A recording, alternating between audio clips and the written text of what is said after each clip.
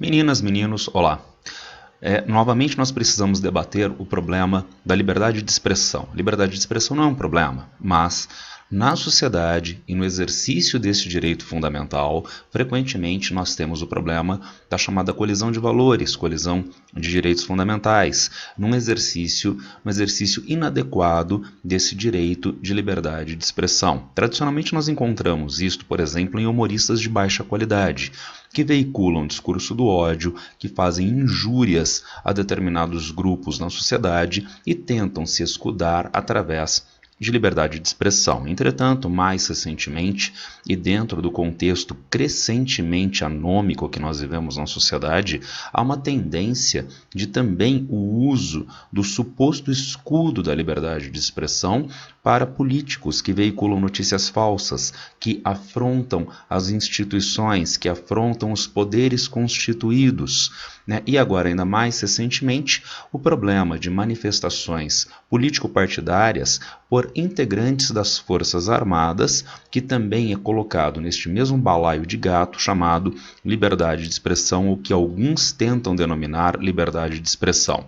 Por isso, a partir de agora, nós vamos tentar começar a debater esse assunto que tradicionalmente é muito importante. É sempre um assunto muito nervoso, muito tenso na sociedade, mas que, como eu disse, agora recentemente ganha contornos ainda mais graves. Então vamos começar a averiguar a partir de agora colisão de valores, né, quando os direitos fundamentais, né, colidem, né, pelos agentes de direito na sociedade. Eu baseei boa parte da apresentação neste artigo de Daniel Sarmento, Liberdade de Expressão e o Problema do Hate Speak, o problema do discurso de ódio, e também no livro Curso de Direitos Fundamentais, de George Marmenstein. Então vamos dar uma olhadinha a partir de agora nesse problema da colisão de valores. Introduziria esse tema para vocês através de, primeiramente, um fragmento de filme.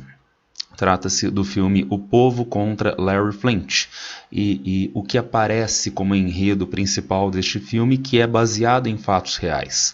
O dono, o editor da revista pornográfica Hustler, nos anos 1970, entrou em uma batalha judicial que foi parar na Suprema Corte do país. Nessa batalha judicial, ele buscava autorização, o direito de publicar, de comercializar a sua revista com fotos de mulheres nuas. Em contrapartida, havia valores na sociedade americana que estavam sendo afrontados, valores ligados à família, às tradições, que buscavam, então, igualmente judicialmente, a proibição da veiculação desse tipo de publicação. Eu vou apresentar para vocês, a partir de agora, um trechinho desse filme, um trechinho no qual o editor da revista, o Sr. Flynt, é colocado na prisão por desrespeitar a ordem judicial e manter a publicação da revista. Logo na sequência, ele é posto em liberdade e organiza esta reunião política com esse discurso que nós vamos averiguar a partir de agora. Dá uma olhadinha e depois a gente segue na apresentação.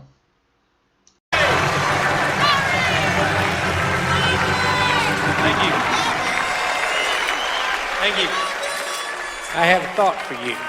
Murder is illegal. But you take a picture of somebody committing the act of murder, they'll put you on the cover of Newsweek. You might even win a Pulitzer Prize. And yet, sex is legal. Everybody's doing it. Everybody wants to be doing it.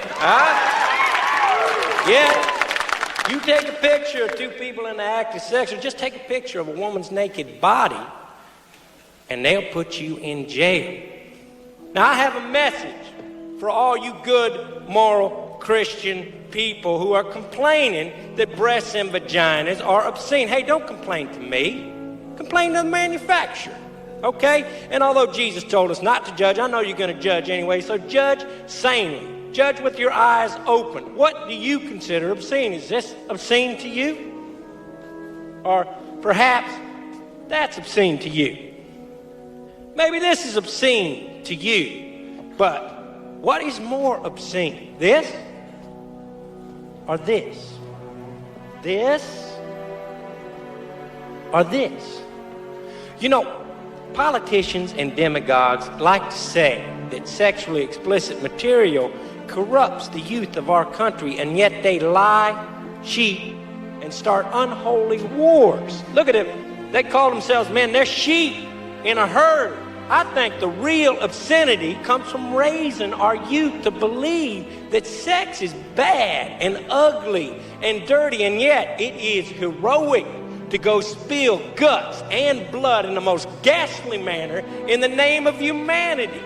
With all the taboos attached to sex, it's no wonder we have the problems we have. It's no wonder we're angry and violent and genocidal. But ask yourself the question, what is more obscene, sex or war?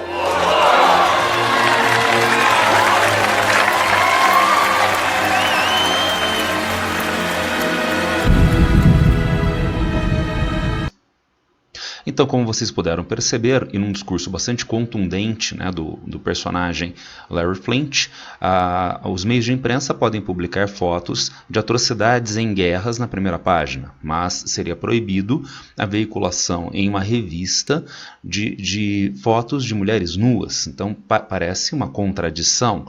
Parece uma limitação inadequada do direito de liberdade de expressão. E, de fato, o processo foi parar na Suprema Corte dos Estados Unidos, que validou a publicação, a veiculação da revista, tendo em vista a ideia de liberdade de expressão.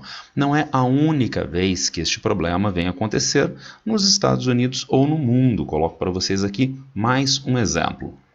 Aqui nós temos uma tirinha que foi publicada no Folhetim, de autoria de Laerte, né? O personagem principal seria então Alzheimer Jack, né? E aqui nós encontramos a pessoa, o personagem, avisando que Alzheimer Jack, um pistoleiro muito mau, muito perigoso, está chegando à cidade. Ele sai gritando que Alzheimer Jack está chegando, Alzheimer Jack está chegando, e causando incidentes os mais diversos, até que finalmente Alzheimer Jack chega. Ele chega e diz: eu vim matar alguém, mas não me lembro quem, né? E todos apontam para o personagem chato, desagradável, né? É uma historinha que eu considerei inocente, sem maiores problemas, mas houve uma enxurrada de cartas à Folha de São Paulo, cartas dos leitores, contra essa sequência, esse quadrinho de Laerte. Pessoas que tinham parentes com Alzheimer, associações, né, de cuidados às pessoas com Alzheimer, né, não acharam nada engraçado essa sequência de piadas de Laerte. E qual foi a reação de Laerte aos leitores? Vejamos. Reação de Laerte aos leitores: sinto muito. Não quis tripudiar sobre o sofrimento humano. Às vezes é impossível evitar isso sob pena de deixarmos morrer o humor. Toda forma de piada envolve algum grau de crueldade gratuita ou mesmo de preconceito. Faz parte do modo de operar da caricatura considerar as características físicas humanas, desde o tamanho do nariz até o estado de saúde, como intencionais e reveladoras de um aspecto do caráter. Notem a construção da desculpa de Laerte, né? Eu acho muito interessante essa análise de discurso. Então, nós começamos com um viés e invertemos este viés, né? Então se você tem um interlocutor e ele começa se desculpando e depois introduz o clássico mas, prepare-se para as críticas, porque o que aparece ao final é o que tem o peso maior, é o que vai ter a extensão maior. Sinto muito, começou com as desculpas e depois veio com as justificativas, mas um instante. A reação de Laerte ainda não acabou, termina assim: mas reconheço que podia ter achado outra saída, peço desculpas. Eu diria que se o mundo fosse feito de Laertes, a gente nem precisaria, quem sabe, do direito, né? Porque vejam a forma como, né, ela reagiu, né? Então trata-se de um reconhecimento de erro, né? E se explica o porquê aconteceu, mas há um reconhecimento de erro. Mas, como nem sempre nós temos Laertes na produção humorística, na produção artística, né, na política, então é necessário o direito, é necessário a disciplina da colisão de valores para averiguar a preponderância de tal ou qual direito fundamental. Vejamos isso a partir de agora: dignidade humana e direitos fundamentais. Dignidade humana, princípio norteador dos direitos humanos. E como nós poderíamos entender dignidade humana, senão a partir do imperativo categórico kantiano, enunciado por Immanuel Kant na fundamentação da metafísica dos costumes. Kant nos diria: age de tal maneira que uses a humanidade, tanto na tua pessoa como na pessoa de qualquer outro, sempre e simultaneamente como fim, e nunca simplesmente como meio. Nós podemos entender isto mais facilmente através do entendimento negativo, o que não é lidar com a pessoa como fim. Então vejamos, aqui eu tenho uma caneta, tá legal? Então a caneta se presta a alguma coisa, a caneta se presta a escrever, é a finalidade dela apenas e tão somente escrever, e quando ela não pode mais ser utilizada para isto, nós jogamos fora. Então ela tem uma finalidade específica, porque ela é um objeto. Agora, e qual é a finalidade do objeto pessoa? Pessoa não é um objeto, então ela não tem uma finalidade específica que, a partir do momento que ela não cumpra, ela possa ser jogada fora. Então a pessoa não é objeto. Tratar a pessoa como tendo uma finalidade específica é objetivar, é reificar, é transformar a pessoa em coisa e, portanto, não respeitar a dignidade inerente à pessoa. Vamos aprofundar isto. Segundo Sarmento, nós temos a dignidade humana a partir de dois critérios. O critério externo, vamos dizer objetivamente dado, o direito natural. Mas também um critério interno, o critério de tolerabilidade, que, atenção, não é subjetivista. Ele é interno à pessoa, ele se manifesta a partir da pessoa, mas não é pautado pelo mero subjetivismo. Então, vamos imaginar um exemplo. Eu sou um aluno e recebi uma nota muito baixa em uma prova de matemática que cobrava aritmética básica, 4 operações. Errei todas as respostas às operações e tirei nota 0 e acuso o professor de afrontar a minha dignidade humana dentro do critério de tolerabilidade. Não. Nós temos então esse critério ligado a valores coletivos com vistas à segurança jurídica. Então nós temos em um aspecto socialmente aceito, o professor aplicando provas, tem um procedimento, um critério de correção. Então isso não afronta a dignidade da pessoa, não afronta a dignidade humana. Agora, esta dignidade humana, para se fazer valer em termos legais, demanda direitos fundamentais. Mas atenção, nós vamos começar a averiguar agora esses direitos fundamentais e tenham em mente duas coisas muito importantes. Primeiro, nenhum direito é absoluto.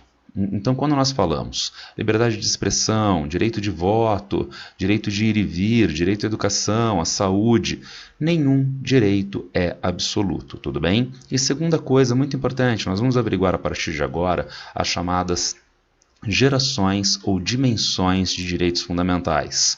Então nós temos os direitos fundamentais de primeira, segunda, terceira gerações ou dimensões. Em especial quando nós falamos a ideia de gerações de direitos, então dá uma impressão de que os direitos fundamentais de primeira geração, eles vieram primeiro, então eles seriam mais importantes, eles seriam primazia. Atenção, não. Não há direito fundamental que tem primazia frente a outro direito fundamental. Eles todos têm equivalência como direitos fundamentais, tudo bem? Uma última diferenciação, direitos humanos e direitos fundamentais. Direitos humanos, quando a gente fala esta expressão, nós estamos nos reportando ao direito internacional inerente às pessoas, que são validados em tratados internacionais por cada Estado aderente a estes tratados, tudo bem? Quando nós estamos falando de direitos fundamentais, nós estamos falando de direitos humanos que foram firmados constitucionalmente, que foram positivados na Constituição de determinado país.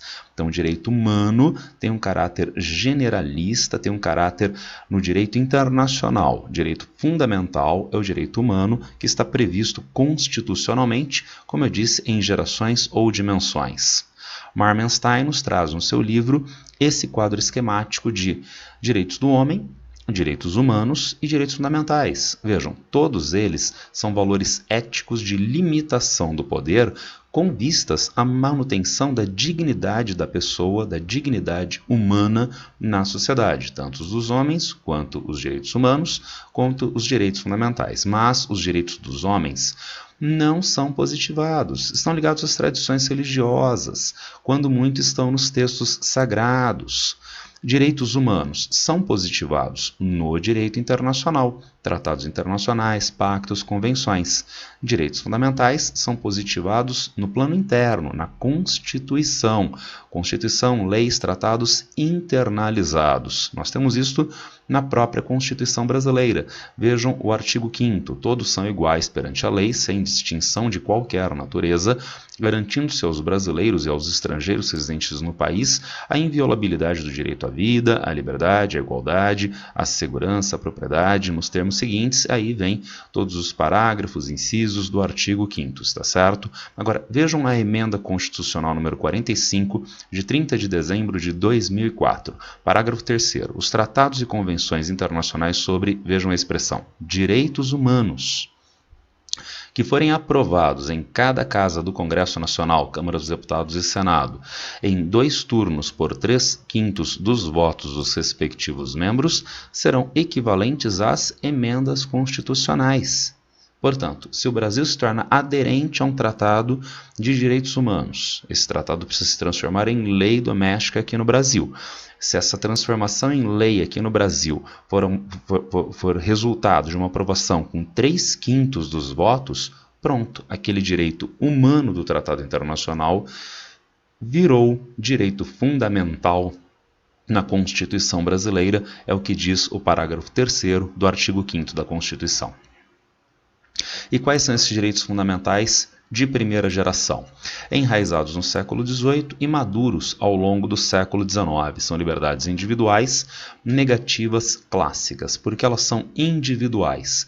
Porque elas se manifestam a partir das pessoas. E por que elas são negativas? Porque elas são erradas? Não, atenção. Elas são negativas em uma dupla perspectiva. Primeiro, o que o Estado precisa fazer para que esses direitos possam se manifestar? Que direitos são estes? São direitos civis e direitos políticos. Direito, por exemplo, ao voto, direito à liberdade de expressão, direito de ir e vir, direito de ampla defesa. Então, o que o Estado precisa fazer para que eu tenha liberdade de expressão? Nada, nada.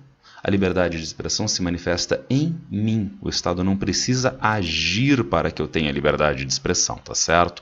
Direito de voto. O que o Estado precisa fazer para que eu tenha direito de voto? Nada, nada. Tem toda uma discussão acerca disso, né? Então, na verdade, há demanda de criação, de segurança no dia da eleição, etc, etc. Mas vamos pensar de uma maneira mais ideal e simples neste momento. O Estado não precisa fazer nada. Então, eu vou votar no dia da eleição, tá certo? Então, esses direitos se manifestam na pessoa, são individuais e negativos, à medida em que o Estado não é proativo para que esse direito seja exercido. E ainda ele é negativo numa segunda perspectiva, porque ele mostra o limite da ação do Estado. Então, o Estado é soberano. Agora, o Estado é soberano, ele tem juridicidade de última instância. Para quê? Para afrontar os meus direitos fundamentais, por exemplo, de primeira geração? Não, ao contrário. Isto mostra o limite da soberania estatal. Então, o Estado é soberano e nem ele pode tolher arbitrariamente, essa palavrinha mágica, olha, arbitrariamente.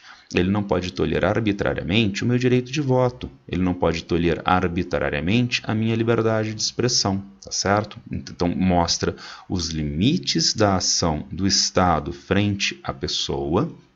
E ainda, o Estado, a princípio, numa primeira leitura, não precisa fazer coisa alguma para que esses direitos possam se manifestar. Direitos civis, direito de existência do cidadão na sociedade, direito à vida, liberdades básicas, ampla defesa, e direitos políticos, palavrinha que se reporta às relações de poder, e, portanto, direito de voto, direito de organização partidária, direito de elegibilidade. Marmenstein nos coloca esse esqueminha no seu livro, mostrando então as manifestações desses direitos fundamentais de primeira geração. Lembrem-se do que eu disse há pouco. Agora nós vamos ver os direitos fundamentais de segunda geração. Então, será que eles são menos importantes do que esses direitos de primeira geração? Não. Todos têm o mesmo peso como direitos fundamentais, tá certo? E quais seriam então esses direitos fundamentais de segunda geração? Eles mostram, na transição do século XIX para o século XX, as limitações dos direitos fundamentais de primeira geração. Porque, sim, eu tenho liberdade de expressão. Então, a maneira como eu entendo a sociedade e eu veiculo as minhas demandas é livre, liberdade de pensamento e liberdade de expressão. Mas eu não tenho melhores condições de entender a sociedade porque eu não tenho acesso à educação formal. Porque eu não tenho acesso à informação. Então, de que vale, em última instância, para esta pessoa, a liberdade de expressão? Ela não está valendo adequadamente, porque falta esta pessoa ter subsídios básicos para que ela possa ter o melhor entendimento, para que ela possa se manifestar mais efetivamente. E daí a necessidade de uma segunda dimensão, de uma segunda geração de direitos, os direitos fundamentais de segunda geração ou de segunda dimensão, direito à saúde, direito à educação, direito ao trabalho, direito à assistência social, direito à previdência. Agora, lembrem-se, e reforçando a ideia de dignidade humana, tá? A caneta ou um peixe. A caneta entende a realidade e quer se expressar, liberdade de expressão, direito fundamental de primeira geração. O peixe quer se expressar? Também não.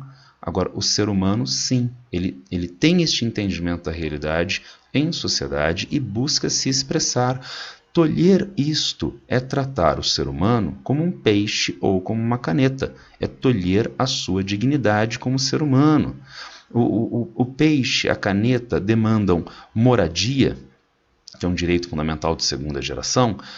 Não demanda. O peixe está feliz no rio e a caneta está contente sobre a minha escrivaninha. Tá? Então, agora, tolhendo este direito da pessoa, eu estou tratando a pessoa como um peixe, como uma caneta e não como um ser humano.